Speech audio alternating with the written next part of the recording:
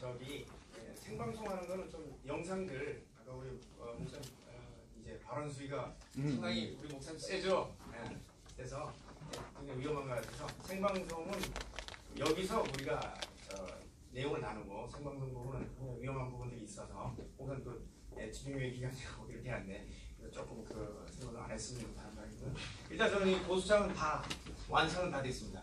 3월 16일 날 이란 양반이 이 대한민국 자체를 폄훼해야 하는 폄하하고 또 그다음에 우리 이승만 선생님을 이승만 박사를 이승만 대통령을 폄하하는 내용으로 그거를 이제 우리가 사자 돌아가신 분에 대한 명예훼손 실질적으로 뭐라고 얘기하냐면 3월 16일 날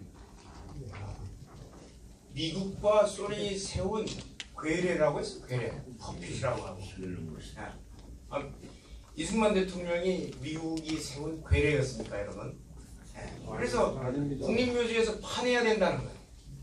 이거는 이제 사자에 대한 돌아가신 고인에 대한 이제 사자 명예훼손이 형법에 의해서 당연히 성립이 됩니다. 그래서 고소장을 만들고 다만 이 부분은 유족의 고소가 있어야 하기 때문에 유족 대신은 그 이인수 박사님 통해서 변호사님께를 정식으로 이제 수임받고 이걸 진행하려고 하는데 아까 목사님께서 설명하신 대로 이승만 대통령이 들어오기 전에 우리나라에 이제 많은 지금 민족 사학이라고 하면서 좌파 신학, 좌파 역사학자들이 이렇게 얘기를 하고 있어요.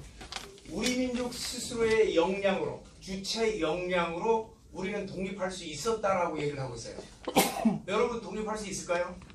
쿠르드 민족은 아직도 독립하지 못하고 있어요. 쿠르드 민족은요, 여러분들 몇 천만 명이 있어요. 5천만. 예, 5천만 명이 되는 사람들이 있고 그리고 무장 세력이 있습니다. 무장 전투 세력. 그 사람들은 IS 전쟁에 이 사람들이 동원돼서 전쟁을 수행하고 있는데 이 사람들이 독립할 가능성을 제로라고 보고 있어요. 여러분들 유튜브 방송 잘 알고 계시지만 김정민 박사라는 분 여러분들 들어보셨죠?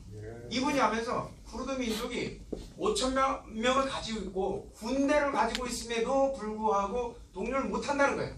왜? 국제 정세를 알고 미국을 설득할 수 있는 사람이 거긴 단 한 명도 없다는 거예요. 단도직입적으로 이렇게 얘기했습니다. 이승만과 같은 사람이 없다는 거예요. 맞아요. 그렇기 때문에 5천만 명의 군대를 가지고도 안 되는 거예요. 반면에 우리가 1920년대 대한민국은 독립군을 가지고 있었습니다. 김좌진, 홍범도, 지청천 이런 굉장히 유능한 장군들을 가지고 있어서 1920년도 10월 21일부터 26일까지 여러분 청산리 전투 들어보셨습니까? 청산리 대첩을 거둘 정도 우리가 독립군을 보유하고 있었는데 1921년 6월 28일 자유시 참변이라고 여러분들 들어보셨습니까? 대한 독립군들이 청산리 대첩 이후에 일본군이 토벌을 한다고 만주 일대를 완전히 샅샅이 뒤질 때 독립군 부대가 고려 공산당, 소련 공산당 쪽에서 이쪽으로 와라 해서 자유시라는 곳으로 데려갔습니다. 거기에서 이 고려 공산당이 자기들이 주도권을 행사한다고 이게 말을 안 들으니까 무장 해제를 시켜버렸습니다. 반발하니까 독립군 부대 전원이 몰살을 당했습니다.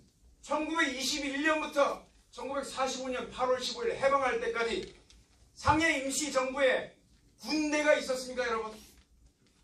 전무였습니다. 전무. 우리 스스로 독립할 역량이 없었어요. 그리고 상해 임시정부를 도와준 사람이 있어요. 상해 임시정부가 재정을 충당하지 못해서 김구 선생님 어머니는 쓰레기통을 뒤져서 배추이파리를 모으며 살 정도로 그렇게 어렵게 살았습니다. 누가 도와줬느냐? 장개석이가 차관을 그때까지 다 대줬어요. 여러분 만약에 우리가 중국한테 제대로 하려면 임시정부 100주년 기념 행사를 하고 거기에 고마움을 표현한다면 임시정부를 생존시켜준 사람이 누구냐? 장개석이에요. 중공에다가 감사를 표현할 게 아니라 어디다 해야 돼요? 상해 임시정부를 존속시켜준 대만에다 감사해야지. 대만하고 수교관계 다 끊고 나서 기자가 중국 공안한테 두들겨 맞는데 아무 소리 못하고 혼밥 먹는 게 이게 정부입니까? 대통령입니까? 더욱이 오늘 이런 도울이라는 사람이 그것도 KBS 공영방송에 KBS 1에서 대한민국을 세운 초대 대통령 이승만에 대해서 이승만은 미국이 세운 괴뢰라고 했는데 국립묘지에서 파내야 될 대상입니까? 미국이 세운 괴뢰입니까? 그런데 이승만이 들어오는 것 아까 목사님께서 잘 설명해 주셨지만 이승만이 들어오는 것 김구 선생이 들어온 것 누가 막았느냐? 바로 미군이 막았어요. 미국이 막아서 들어오지 못하게 한 거를 이승만 도움 가지고 장개석 설득해서 비행기를 가지고 김구 선생이 들어오게 했고 그러나 대한민국 정부의 수반으로 들어오는 것을 미국이 허용을 안 했습니다. 마찬가지로 이승만 대통령이 들어오는 것도 막았어요. 2달 동안이나. 막은 거를 겨우 들어오고 나서 그 다음에 미소공동위원회를 통해서 신탁통치하는 거를 계속해서 추진하는데 이승만 대통령이 그걸 들었습니까? 계속 반대했죠. 그러니까 미국이 어떤 조치를 취하느냐? 에버레디 작전이라고 여러분 잘 들어보셨을 거예요. 여러분 어르신들은 잘 아시니까. 이승만 암살 작전이에요. 제거 작전.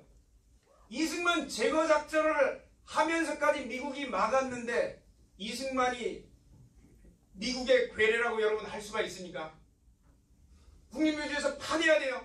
세상에 어떤 국가가 초대 대통령을 국립묘지에서 파내면서 그리고 초대 대통령을 부인하는 그런 국가가 세상에 어디 있어요? 모든 나라의 대부분의 나라가 초대 대통령이 이름을 딴 대학이 있어요. 대한민국만 없는 거예요. 자기의 아버지를 부인하는 그 가정은 어떤 가정이에요? 후레자식들이 있는 가정이에요. 후레자식들이 있는 가정. 대한민국의 건국 대통령을 부인하고 나서 이렇게 오는 거예요.